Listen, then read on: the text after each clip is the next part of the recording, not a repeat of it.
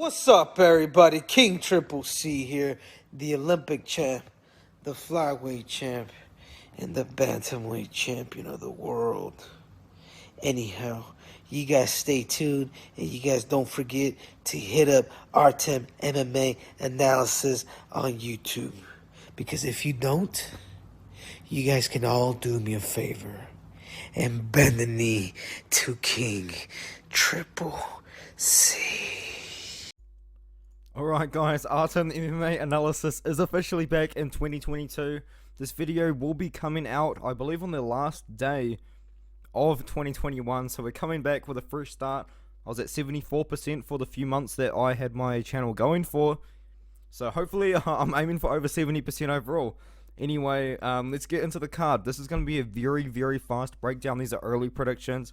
This is more of a preview video to get you guys and myself more excited for the card. And I will be making a much more detailed picks with more research, with more breakdowns next week, so stay tuned for that. Going into the first fight, Jamie Pickett versus Joseph Holmes. Both guys coming out of the Dana White's Contender Series. Joseph Holmes won his fight against Shante Barnes. I picked him to win against Shante Barnes. He won the fight, but he didn't get the contract, and then he fought Janovan Patti, who was actually the same guy that Jamie Pickett beat a year and 3 months ago to get into the UFC. So that was very interesting how that has kind of worked out. That's probably why they've made this little matchup here. Joseph Holmes versus Jamie Pickett. Jamie Pickett is 1-2 in the UFC. His most recent win coming over Laureano Staropoli, who was on a 4-fight losing streak at the moment. I think he just recently got cut. But with that aside, man, I'm picking Joseph Holmes to win the fight. I think he's going to get the job done on the feet or on the ground. I believe he's got a brown belt in Brazilian Jiu-Jitsu. He's only 26 years old. He's definitely a good prospect. This is going to be a good fight to kind of see where he is. I'm going to line up in the middleweight division of the UFC. I've got him to win the fight inside the distance. KO, TKO, or decision, or submission, sorry.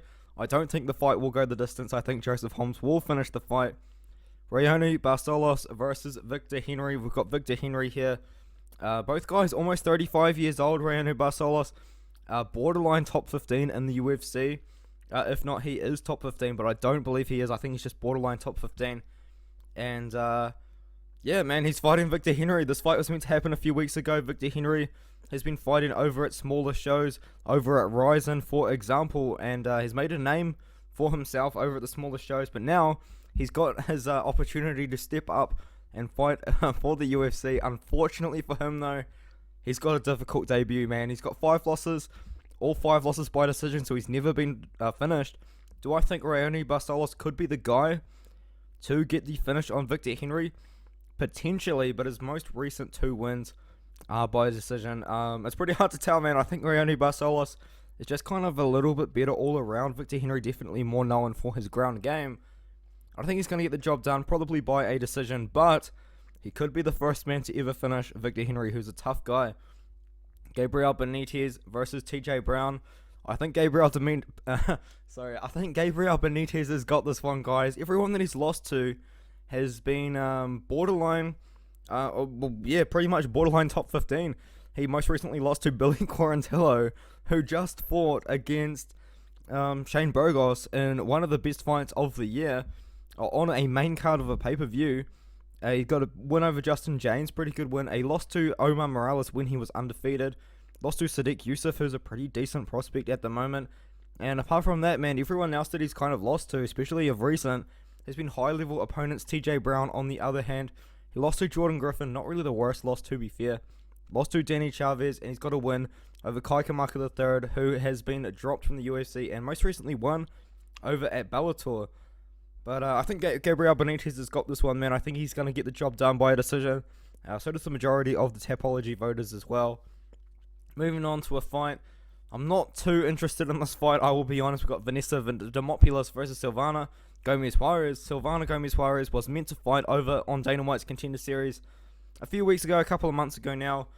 But she got called up to fight Lupita Godinez, where she got dominated on the ground and submitted, I think, in the first round from memory.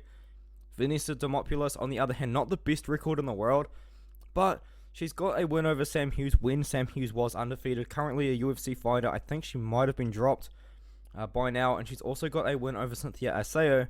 She's lost to Lupita Godinez by a majority decision, and she lost to Corey McKenna on the Dana White's Contender Series about a year and a half ago. Most recently lost to JJ Aldrich on short notice, I believe, in a weight class up. And yeah, I think that I think that Vanessa Demopoulos is going to be able to out-grapple Sylvana Gomez Juarez to a decision win. I'm going with potentially the underdog on this one, but I do think Vanessa Demopoulos will get the job done here. Dakota Bush versus Avish Lovebullshit, also known as Lovebullshit. I am a big fan of Lovebullshit, guys. Yeah, I've got him. I'm a massive fan of Lovebullshit. I think he's going to get the job done by KO. This guy has got like over 200 boxing fights. He's a Russian striking champion. I think he's a Russian amateur boxing champion or something like that. Maybe the Russian amateur kickboxing champion. I'm sure someone, if you know in the comments below, will correct me. But my point is, man, Lovebullshit is a legit man. He's got legit striking. He does have one loss in his career, which was a year ago, a split decision to William Starks. After that, come back with a couple of finishes, and then he finished Chris Duncan. I can't remember if I picked Chris Duncan or Vishlav Bullshit to win. I think I might have actually picked Lovebullshit. I need to rewatch my video so I know for sure when I make the follow-up video to this one. But he's fighting Dakota Bush. I don't really know anything about Dakota Bush. I'm not going to lie to you. I do know that I picked him to lose against Austin Hubbard, and Austin Hubbard did win that one. Apart from that, he's been fighting over at LFA, so relatively decent level of competition there, but I do think Lovebullshit is going to get the job done here by knockout. And yeah, I think Lovebullshit, man, he's a guy to look out for. I'm a massive fan of Lovebullshit, especially since that Dana White's Contender Series win. And even before that, man, like, I didn't really know who he was, obviously, but after I researched him, I was pretty high on Lovebullshit, that's for sure. Another fight, I'll be honest, I'm not really too interested in. Chase Sherman versus Jake Collier. Chase Sherman, very interesting guy. He's got fights over at Bare Knuckle Fighting Championship. So he's a bit of a savage like that, but he definitely let me down against Parker Porter when Parker Porter beat him by unanimous decision. I thought Chase Sherman was going to win that fight by knockout. He didn't really look incredible. Jake Collier, on the other hand, just lost a split decision to Carlos Felipe. Carlos split decision Felipe. He's always got split decision wins. He's got a split decision win over Justin Tafa. But yeah, I think Jake Collier is actually going to win this fight, and I think he's going to win it by a decision. I think Jay Sherman, man, I mean, he's got the potential to knock him out, but I'm going to have to go with Collier by a decision, which is very interesting pick by me. I think he's going to be the underdog there. He's not really the greatest. He's a middleweight that kind of put on a lot of weight, and now he's a heavyweight, so I don't really know what to think of that one. But the next fight we've got is a very interesting one. Definitely one to keep your eye on, in my opinion. My Google just crashed, so that is a great look. But I'll be back in a minute. We've got Ramis Brahimaj versus Court McGee. Definitely a fight I'm looking forward to, especially because Court McGee has never been submitted in his professional career. And Ramis Brahimaj, every single win by Ramis Brahimaj is a submission. He's got 8 first-round submission wins, 1 second-round submission win. Yeah, man, he's going to be looking to get the fight to the ground and win it by submission. Court McGee, though, has never lost by submission. That is what is so awesome about this fight, man. Do I think Ramis Brahimaj could be the first person to ever submit Court McGee? At this point in his career, I actually think he might be that guy, man. Court McGee, 20-10, just coming off a bit of a losing streak, unfortunately, to a couple of decent prospects. I mean, Diego Lima, not necessarily a prospect, but Sean Brady, I mean, that loss doesn't look too bad now. And he lost to Carlos Condit, and he beat Claudio Silva recently as well. Ramis Brahimaj, I picked him to beat Sasha Palatnikov by submission. He beat Sasha Palatnikov by submission. He did not let me down there. He had that awful fight with Max Griffin. And apart from that, man, he's won and lost over at LFA. I think he's get the job done. I think he's going to get it done by submission, guys. Yeah, I genuinely think that he's going to be the first person to ever submit Court McGee. Brian Kelleher versus Saeed Yokub Kakramonov. I'm going with Saeed Yokub Kakramonov here, and it's hard to say. I'm actually a really big fan of Brian Kelleher, but he just hasn't quite made it to. He hasn't been able to get to beat that next level of competition. You'll see what I mean here. knocked out Hunter Azur, got a fight against Cody Stamann and lost by decision. He beat Ray Rodriguez by submission, lost to Ricky Simone, who is now in the top 15, I believe, and then he beat Domingo Pilate. Now he's fighting Said Yokub Kakramonov, who I would say is potentially a lower level competition than Ricky Simone and Cody Stamann are at the moment. I believe they're both top 15 guys at the moment. But Said Yokub Kakramonov is 26 years old. He's on the come up. He's got a win over Askar, and he's also got that win over Trevin Jones. His one loss recently was to Pipe Vargas. But apart from that, man, he's on a 3-fight win streak. He beat Trevin Jones on short notice. That's really impressive, man. I think that they're giving him Brian Kelleher to really test him. I think he's going to pass the test, man. I think Kakramonov is going to win the fight. I don't think he's going to finish Brian Kelleher. He's a tough dude. I think we might see it go all 3 rounds. Said Yokub Kakramonov decision there. Brandon Royval versus Rogeria and Bontorin. He's on a 2-fight losing streak, but I've got to go with Brandon Royval. I do think he's going to get the job done. He's a very, very exciting flyweight. Rogerio Bontorin coming back down to flyweight after getting a win against Matt Chanel over at bantamweight, where he actually missed weight for bantamweight as well, which isn't really the best look, especially if you're coming down a weight class as well. I've got Brandon Royval. I think he's going to get the job done in a submission. He's got a win over Kattar, France, who's one of my favourite fighters because he's from New Zealand. But yeah, pretty confident in Brandon Royval to win the fight by submission in that one there. Anderson Brito versus Bill Algeo. This is a fight I need to research a lot more. I will be honest, I don't really know too much about Bill Algeo, apart from the fact that you guys look at his record. He's got a win over Spike Carlisle, which doesn't look too bad now. Even though, I think that's the fight that Spike Carlisle actually turned his back. Am I correct in saying that? He turned his back and then got like hooked at the end of a round or something? I'm not too sure. But anyway, my point is I don't know too much about Bill Algeo. I know a bit about Spike Carlisle. He's on like a 3 or 4 fight winning streak after getting released by the UFC. But Anderson Brito, I researched him obviously for Dana White's Contender Series. He won his fight against Diego Lopez. I can't remember if I picked him or not.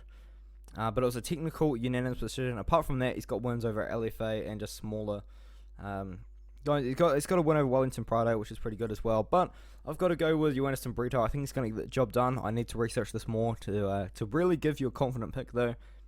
Very confident pick here, Clayton Rodriguez versus Farouk Artichev. They're just building up Clayton Rodriguez. He's a 26-year-old. He's a very exciting fighter. When I researched him for Dana White's Contender Series, he threw like a lot of spinning stuff and like really exciting kicks and kind of things like that in his highlight videos that I was watching. He didn't necessarily do that against Sandor Curatolo, but he put on a clinic, man. He absolutely dominated Sandor Curatolo over 3 rounds. I think he's going to do the same against Farouk Artichev. If not, he will get a finish within probably in the 2nd or 3rd round. Farouk Artichev, man, he's just a guy that got brought into the UFC way too early. 3-1 record. He fought Tyson Nam. He got knocked out. He lost to Sue Montegeri. And now he beat Ryan Benoit, which is alright, I guess. I think Ryan Benoit's not even in the UFC anymore. But, yeah, Clayton Rodriguez and Farouk Artichev's got no chin. So I'm thinking Clayton Rodriguez decision or knockout here with a decent amount of confidence. Michel Pereira versus Muslim Salakov. I've got Muslim Salakov. He's going to keep the fight on the feet. I think he's going to win a decision. Maybe even a late TKO. Michel Pereira is not a guy that you can really finish, though. That's for sure. He's got that weird fight against Diego Sanchez. But apart from that, man, he just recently beat Nico Price. He's beat Chaos Williams. And he's beat Salim Imadiev. And I think he's going to lose, unfortunately, to Muslim Salakov. He's the much younger guy. Muslim Salakov is one of the better strikers in the welterweight division, I'll be honest. And I think he should get a top 15 opponent after this. He's 37 years old. And yeah, let's really test him. He's on a decent win streak now. He's beat Francisco Trinaldo. He beat Eliseu Zaleski. He beat Laureano Staropoli before he went on that massive losing streak. And yeah, he's also on a big win streak. Let's get him a top 15 opponent if he wins this fight. I've got Salakov. I've got him by decision. I think he's actually the underdog at the moment. And Joaquin Buckley versus Abdul Razak Alhassan. Fight will not go the distance, I don't think. I think that the guy that will get the finish, though, is actually Abdul Razak Alhassan. I know he's 36 years old. I know he's coming off a 3-fight losing streak. I know I picked Eliseu Dikiriko with confidence. Oh, that was a bad move, guys. And yeah, I picked Eliseu Dikiriko to beat Abdul Razak Alhassan. And Abdulrazak Alhassan knocked him out in like the first minute of the fight. So it's interesting to see how this will go. Joaquin Buckley, though, he doesn't really have the best chin in the world. He got knocked out by Alessio Di Chirico. He got hurt against Antonio Arroyo as well, from memory. And I think Abdulrazak Alhassan is going to be that guy to really put on the pressure. All of his wins are in the first round. All of his wins are by knockout. Abdulrazak Alhassan, if he's going to get the job done, which I think he will be in the first round, and it will be by knockout. A fight I'm not really that excited for, I will be honest. We've got Jennifer Maia versus Katlyn Chookagian. They fought before. I believe Katlyn Chookagian won the fight a few years ago. I think she's going to win again. She's 5'9", and got a 68-inch reach. She's got pretty decent kickboxing. She doesn't really finish, though. I think she's got like 14 decision wins in her 16 wins in total. Jennifer Maia, though, she did take down Valentina Shevchenko. That's so weird to say, man. Like, it's so crazy to think, like, oh my god, she was able to take down this person. That's how dominant Valentina is. But I think if Katlyn Chookagian wins this fight, she probably does have a means to try and get a title shot. But I think Valentina's going to be looking at Jennifer. No, what's her name even? Juliana Pena. She's going to be looking at Juliana Pena, I think. But anyway, point is Chookagian decision. And Calvin Kattar versus Giga Chikadze. I've got Giga Chikadze to win this fight by a decision or late TKO. I think that we're just going to see I wouldn't say dominant, but I would just say like a very well put together fight on the side of Giga Chikadze. And that is coming from someone that picked Edson Barboza with a lot of confidence. Oh no, I mean, my opinion of Giga Chikadze kind of flipped after that fight, man. I do think that we're going to see a very high level kickboxing and boxing bout as well. Calvin Kattar, known for his boxing, but I do think Giga Chikadze is he's going to get the job done. I think we're going to see a decision win or a late TKO. A lot of people are not picking Kattar. It'll be interesting to know what the odds are for this fight. I haven't really researched into that too much, but I'll be getting into that when I give my with my full card predictions. So hopefully you guys enjoyed the video. I'm picking Giga Chikadze to win the main event, and we've got 15 fights on this card, man. This is not a big card. UFC 270 a week after this one, so I'm really looking forward to it. And I'll see you guys in the next video.